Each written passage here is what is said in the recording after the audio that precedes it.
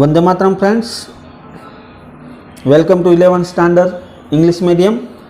Today we learn chapter number 5 from Hornbill textbook. The title of the lesson is The Ailing Planet, The Green Movement's Role 43, written by Nani Palkhiwala. Notice these expressions in the text, infer their meaning from the context.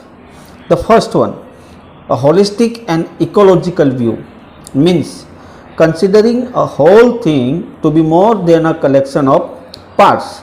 Yeah, you can say that connected with the relation of plants and living creatures to each other and to their environment. Next, inter alia, means among other things. Next, sustainable development, means development that can be continued for a long time. Next, decimated, means destroyed. Next, languish, means forced to say somewhere. Next, catastrophic depletion, means disastrous or harmful reduction in the number of something. Next, ignominious darkness, means disgraceful. Next, transcending concern, means surprising concern. So, let's read the lesson. The following article was written by Nani Palkhiwala and published in the Indian Express on 24th November 1994. ये जो article है वो नानी पालखीवाला के द्वारा लिखा गया है और वो द इंडियन एक्सप्रेस के न्यूज़पेपर में पब्लिश हुआ था 24 नवंबर 1994 में. The issues that he raised regarding the declining health of the earth continue to have relevance. तो इस आर्टिकल में उस समय जब इश्यू उठाया था कि खराब हेल्थ हो रही है हमारे अर्थ की, आज भी उसका रिलीवेंस है, आज भी वो असंदिग्ध है, आज भी वो रिलीवेंस है. तो यहाँ पर जो आर्टिकल लिखा था वो पृथ्वी के हेल्थ के बारे में था. जो हेल्थ है, खराब हेल्थ हो रही है हमारे अर्थ की, जो आज भी वो रिलीवेंस है. One can not recall any moment in world history which has gripped the imagination of the entire human race so completely and so rapidly as the green movement which started nearly 25 years ago. Recall means remember, movement means andolan, gripped means excited, or entire means whole, complete. So one cannot recall any moment in world history.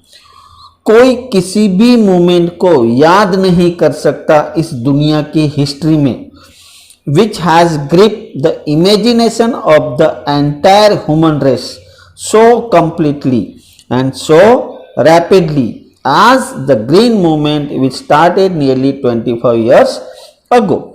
तो कोई किसी भी movement को याद नहीं कर सकता इस दुनिया की हिस्ट्री में जो मूवमेंट मानव जाति की कल्पनाओं पर इतनी छा गया हो और इतनी पूरी तेजी से छा गया हो जितना कि ग्रीन मूवमेंट जो स्टार्ट हुआ था आज से 25 साल पहले.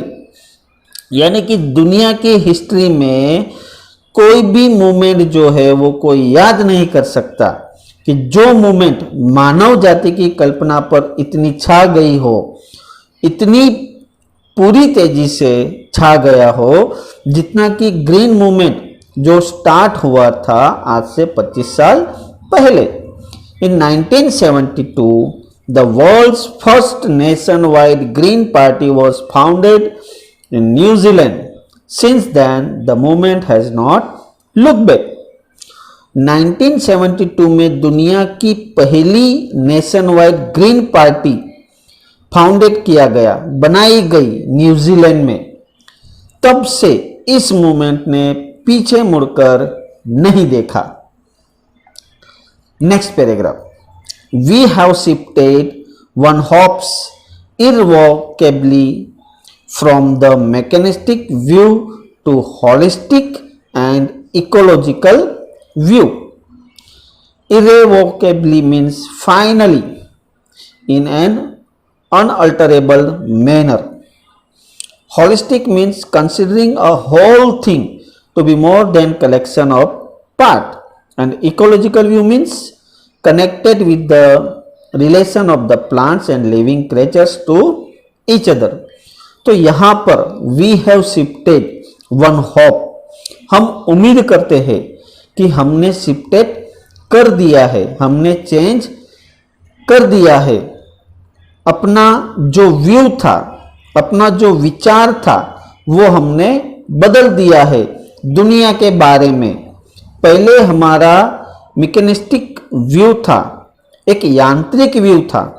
हम दुनिया को मशीन समझते थे जो अपने आप चलती है। उससे बदलकर हमारा व्यू अब होलिस्टिक एंड इकोलॉजिकल व्यू हो गया है।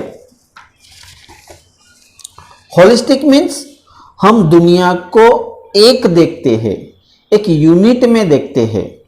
हम ये नहीं समझते कि इंडिया की धरती, अमेरिका की धरती सब अलग अलग है, सब एक ही है। हम उसे एक यूनिट में देखते हैं और हमारा दूसरा एक ऐसा इकोलॉजिकल व्यू हो गया है। लॉजिकल मीन्स पर्यावरण वाला। हम पर्यावरण के दृष्टि से देखते हैं, पर्यावरण को एक दृष्टि से देखते हैं। अगर एक जगह पर पर्यावरण पे मुसीबत आती है तो उसका असर दूसरी जगह भी पड़ता है, संसार के दूसरे हिस्सों में भी पड़ता है। तो यहाँ पे होलिस्टिक और इकोलॉजिकल व्यू को बताया गया है। होलिस्टिक यानी कि एक यूनिट दिखाई देता है, हम एक है, एक यूनिट है। हम ये नहीं समझ सकते कि भाई इंडिया की धरती अलग है और अमेरिका की धरती अलग है।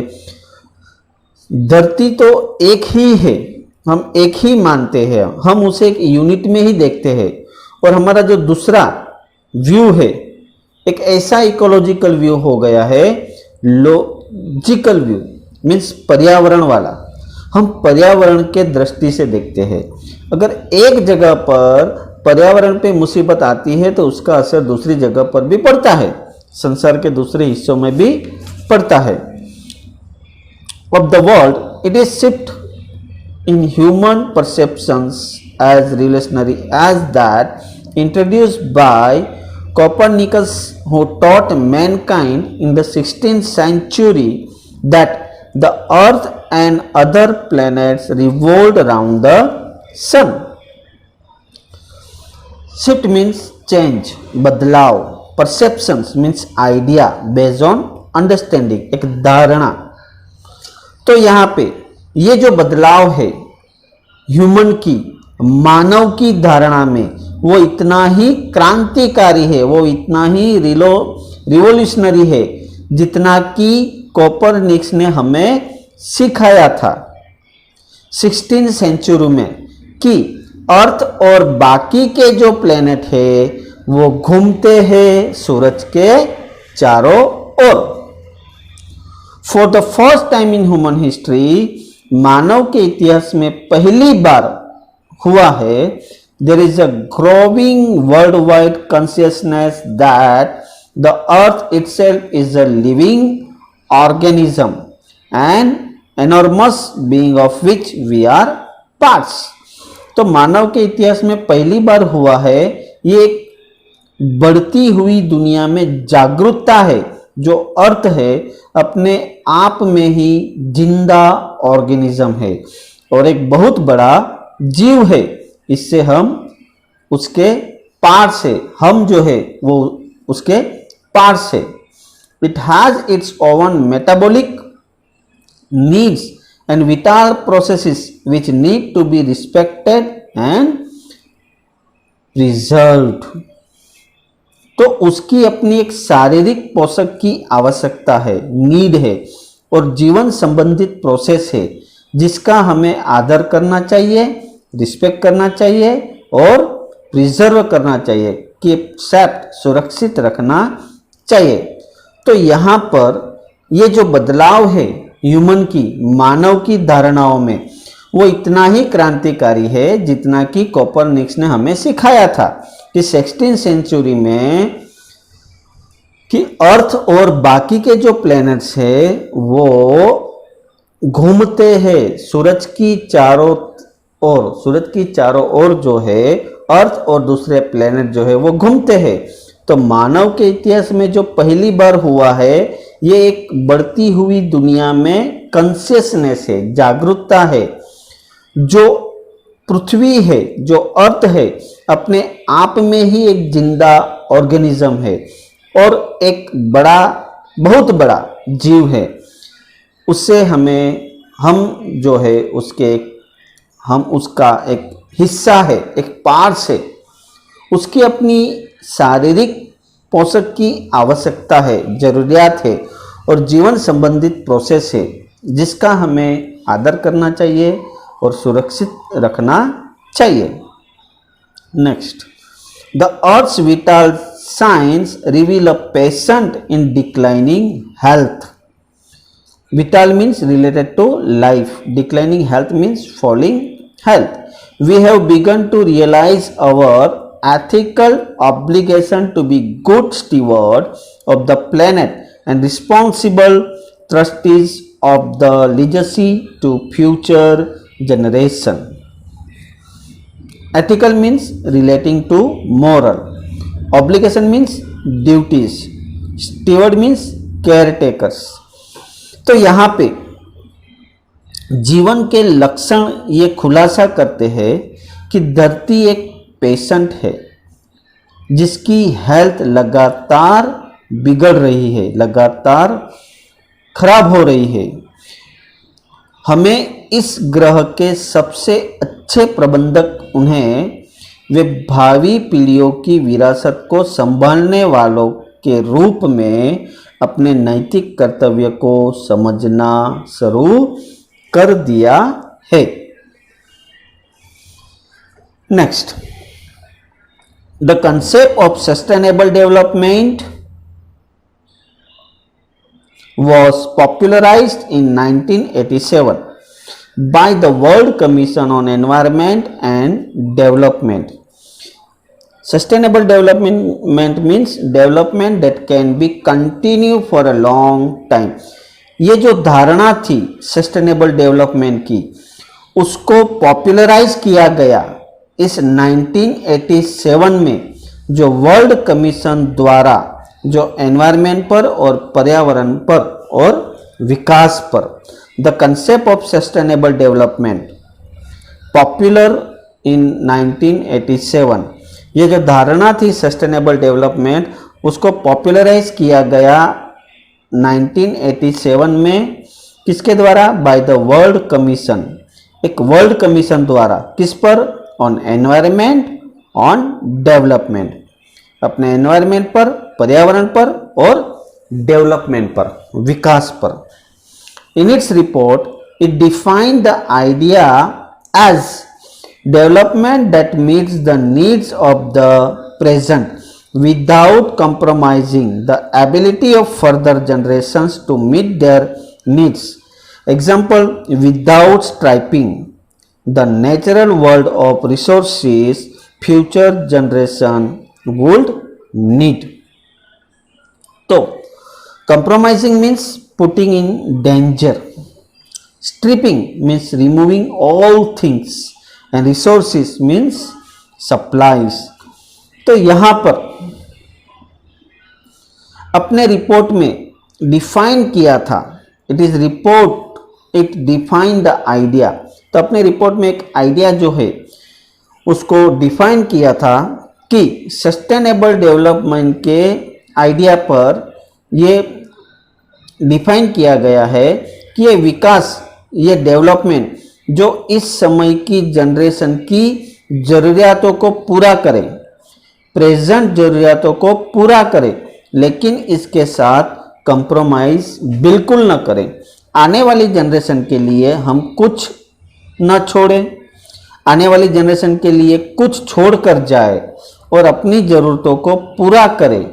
इस सस्टेनेबल डेवलपमेंट कहा गया कि हम ज़रूरियात से ज़्यादा यूज़ न करें उन प्राकृतिक संसाधनों को जिनकी ज़रूरत आने वाली जनरेशन को भी होगी। तो यहाँ पे एक रिपोर्ट जो है, एक आइडिया जो है वो डिफाइन किया गया है कि ये जो सस्टेनेबल डेवलपमेंट जो है, जो उस समय की जनरेशन की ज़रूरियातों को पूरा कर सके, प्रेजेंट ज़रूरियात को पूरा करें, लेकिन इसके साथ कोई कंप्रोमाइजिंग बिल्कुल ना करें। जो आने वाली जनरेशन के लिए हम कुछ ना छोड़े, आने वाली जनरेशन के लिए कुछ छोड़कर हम जाए। ऐसा ना हो कि आने वाली जनरेशन जो है वो हमें गाली दे कि भाई जो जनरेशन थी हमारी दादा परदादाओं की, उन्होंने एनवायरनमेंट का पूरा यूज़ कर लिया है, और अपनी ज़रूरियातों को पूरा करे। इस सस्टेनेबल डेवलपमेंट कहा गया कि हम ज़रूरियात से ज़्यादा यूज़ न करें, जितना ज़रूर हो एनवायरनमेंट में उतना ही हम यूज़ करें उन प्राकृतिक संसाधनों का जिनकी ज़रूरत आने वाली जनरेशन को भी होगी। Next, in the zoo at Lusaka, Zambia, there is a cage where the notice reads. Lusaka Zambia के जू में, घर में एक पिंजरा है जिसपे ये नोटिस लगा हुआ है, the world most dangerous animal, दुनिया का सबसे खतरनाक animal. Inside the cage there is no animal, लेकिन केज के अंदर कोई एनिमल नहीं है, but a mirror where you see yourself, बल्कि वहां पे एक मिरर है, एक आईना है जिसके अंदर अपने आप को हम देखते हैं। यानी कि दुनिया का सबसे बड़ा खतरनाक एनिमल जो है, डेंजरस एनिमल जो है, वो ह्यूमन है, वो मानव है।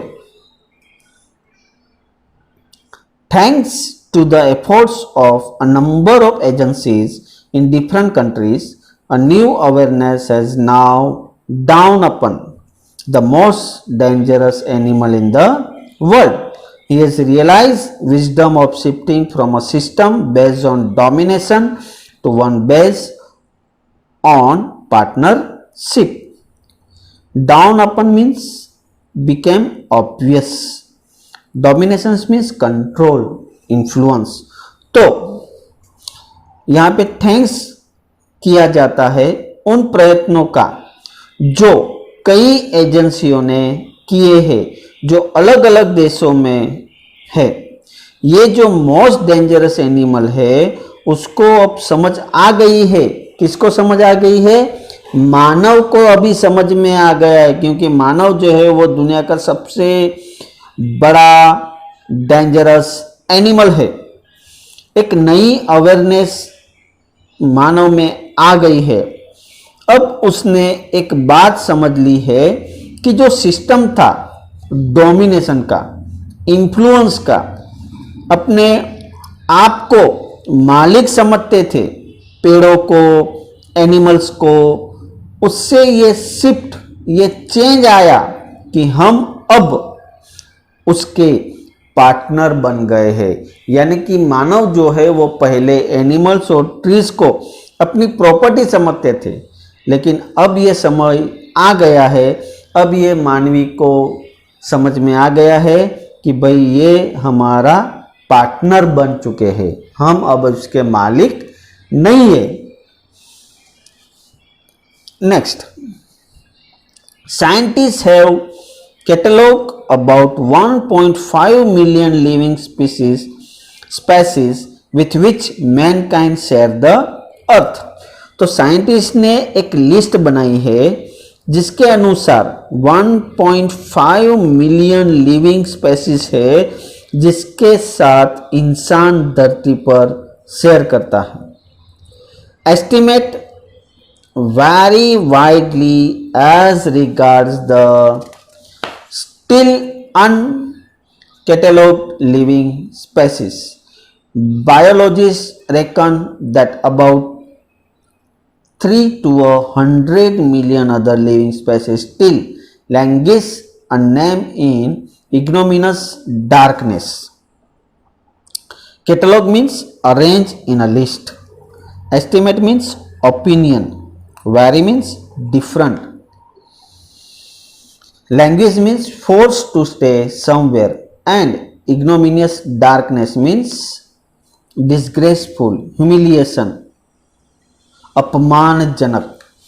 तो यहाँ पे साइंटिस्ट ने एक लिस्ट बनाई है जिसके अनुसार एक 1.4 मिलियन लिविंग स्पेसीज है जिसके साथ इंसान धरती पर सैर करता है, और जिनकी लिस्ट नहीं बनी है उनकी संख्या के अनुमान में कुछ मतभेद है। बायोलॉजिस्ट का अंदाज है कि 30 लाख की अदर लिविंग है वो खत्म हो रही है एक शर्मजनक अंधकार में। तो यहाँ पे बायोलॉजी का एक अंदाज है कि 30 लाख की जो अदर लिविंग है वो खत्म हो रही है एक शर्मजनक अंधकार में, अपमानजनक अंधकार में वो खत्म हो रही है।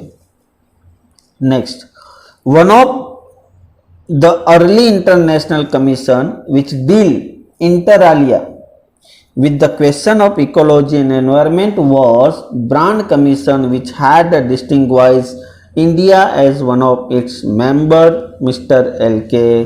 Jha। तो यहाँ पे अर्ली इंटरनेशनल कमीशन ने अन्य बातों के अतिरिक्त एक पर्यावरण पे विचार किया है। उनमें से ब्रांड कमीशन भी थी जिसका एक मेंबर है वो फेमस इंडियन है, उसका नाम है L.K. Jha। The first brand report raise the question, और यहाँ पे जो पहला ब्रांड रिपोर्ट जो है वो क्वेश्चन यहाँ पे उठाया हुआ है, are we to leave our successors a scorched planet of advancing deserts, impoverished landscape, ailing environment. Successor means उत्तराधिकारी, scorch means dried up, impoverished means made poor. तो यहाँ पे कहा गया है are we to leave our successors, are we to leave our उत्तराधिकारी, a dried up planet of advancing desert, impoverished landscape and ailing environment. क्या हम आने वाली जनरेशन के लिए एक बढ़ती हुई ड्राई जमीन छोड़ के जाएंगे, एक सूखा हुआ जमीन, एक सूखी हुई जमीन छोड़ के जाएंगे, डिजर्ट छोड़ के जाएंगे, एक जलता हुआ प्लेनेट छोड़कर जाएंगे, एक खराब लैंडस्केप छोड़कर जाएंगे, एक बीमार एनवायरनमेंट छोड़कर जाएंगे। तो इस रिपोर्ट में क्वेश्चन उठाया था मिस्टर एल.के. झा ने कि क्या हम आने वाली जो जनरेशन है इसके लिए जो बढ़ती हुई जो वीरान जमीन है ये हम छोड़ के जाएंगे, एक डिजर्ट छोड़ के जाएंगे, एक जलता हुआ प्लेनेट छोड़कर जाएंगे, या एक खराब लैंडस्केप छोड़कर जाएंगे, एक बीमार एनवायरनमेंट छोड़कर जाएंगे हम आने वाली पीढ़ियों के लिए। बहुत ही इंपॉर्टेंट क्वेश्चन है ये कि क्या हम आने वाली पीढ़ी के लिए ये सब छोड़ के जाएंगे। Mister Lester R Brown in his thoughtful book the global economic prospect point out that the earth's principal biological systems are 4: fisheries, forest, grassland and cropland, and they form the foundation of the global economic system। तो यहाँ पे mister Lester R brown जो है उसकी thoughtful book का नाम है the global economic prospect. उसमें पॉइंट आउट किया था कि अर्थ प्रिंसिपल बायोलॉजिकल सिस्टम आर 4। जो अर्थ प्रिंसिपल है, बायोलॉजिकल सिस्टम के जो प्रिंसिपल है अर्थ के वो 4 है। एक तो फिशरीज, दूसरा फॉरेस्ट, तीसरा ग्रासलैंड और चौथा जो है वो क्रॉपलैंड यानी कृषि भूमि। And they form the foundation of the global economic system, और ये पूरे आर्थिक सिस्टम की फाउंडेशन है, बुनियाद है। In addition to supplying our food, these four systems provide virtually all the raw materials for industry except minerals and petroleum derived synthetic. So virtually means almost, derived means obtained, and synthetic means artificial or man-made. तो food supply करने के अलावा ये चारों के चारों biological system है। कौन से चार बायोलॉजिकल सिस्टम है? फिशरीज, फॉरेस्ट, ग्रासलैंड और क्रॉपलैंड। तो ये जो बायोलॉजिकल सिस्टम है हमें फूड सप्लाई के अलावा रॉ मटेरियल इंडस्ट्री के लिए देते हैं, मिनरल और पेट्रोलियम को छोड़कर। In large area of the world human claims on these systems are reaching an unsustainable level, a point where their productivity is being impaired. तो यहाँ पे in the large area of the world, दुनिया की बहुत विशाल area में इंसानों का जो अधिकार है उन चारों सिस्टम पर बहुत ज़्यादा हो रहा है। एक ऐसा पॉइंट पर जा चुका है जहां पे उसके प्रोडक्टिविटी बिल्कुल डैमेज हो रही है। व्हेन दिस हैपन, अगर ऐसा होता है तो फिशरीज कोलैप्स, तो क्या होगा? मछली उद्योग बिल्कुल खत्म हो जाएगा।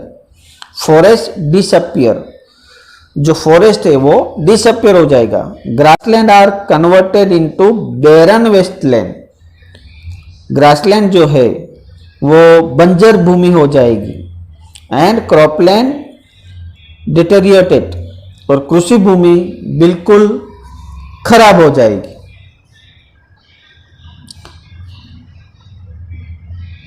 तो यहां पर जो है कहा गया है एक ऐसा पॉइंट, इंसानों का जो अधिकार है उन चारों सिस्टम पर बहुत ज़्यादा हो रहा है, और एक ऐसा पॉइंट पर जा चुका है जहां पे उसके प्रोडक्टिविटी बिल्कुल डैमेज हो रही है। अगर ऐसा होता है तो मछली उद्योग बिल्कुल खत्म हो जाएगी, फॉरेस्ट डिसअपियर हो जाएगा, जो बंजर भूमि हो जाएगी, ग्रासलैंड पूरी बंजर भूमि हो जाएगी, और कृषि भूमि बिल्कुल खराब हो जाता है। In a protein conscious, protein hungry world, over fishing is common every day. Protein के कॉन्शियस दुनिया में और प्रोटीन में हंग्री वर्ल्ड में मछली का पकड़ना एवरीडे हो गया है। In poor countries local forest are being decimated in order to procure firewood for cooking, और लोकल फॉरेस्ट है उनको नष्ट किया जा रहा है जलाने वाली लकड़ी जो है वो प्राप्त करने के लिए। Decimated means destroyed, procure means obtain. उनको जो लोकल फॉरेस्ट है उनको नष्ट किया जा रहा है अभी जलाने वाली लकड़ी को प्राप्त करने के लिए। In some places firewood has become so expensive that what goes under the pot now cost more than what goes inside it. जो चीज बर्तन के नीचे है वो ज्यादा एक्सपेंसिव है उस चीज से भी जो बर्तन के नीचे है, यानी बर्तन में पक रहा है वो सस्ता है और बर्तन के नीचे जो जला रहा है वो महंगा है। Since the tropical forest is in the word of Dr. Mayers the powerhouse of evolution, several species of life face extinction as a result of its destruction. तो यहाँ पर जो